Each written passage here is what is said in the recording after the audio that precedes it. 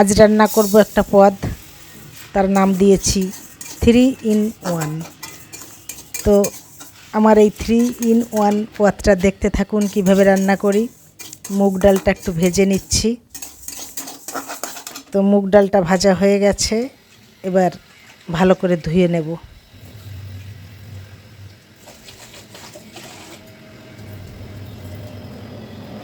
আর এদিকে বাটিতে আমি একটু জল গরম বসিয়েছি, সেই গরম জলেই ডালগুলো দিয়ে দিচ্ছি। সামান্য লবণ দেব যাতে দ্রুত ডালটা সেদ্ধ হয়ে যায়। আর এদিকে কড়াইতে একটু তেল দেব, কিছু জিরে ফোড়ন দেব, আর ডুমো করে কেটে রাখা কুমড়োগুলো একটু ভাজা ভাজা করে নেব। একটু নুন দিলাম,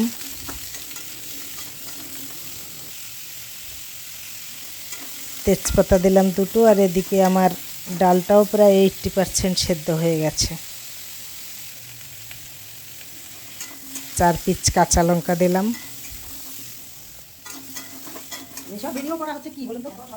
গ্যাস বাঁচানোর কৌশল, গরম জল দিলাম। কিচ্ছু করার নেই, এইভাবেই চলতে হবে। কিছুটা হলুদ অ্যাড করলাম। আর এদিকে আমার সেদ্ধ করা ডাল এর সঙ্গে ঢেলে দিলাম। আগে থেকেই আমি ডিম সেদ্ধ করে রেখেছিলাম, সেই ডিমগুলো এর মধ্যে দিয়ে দেব।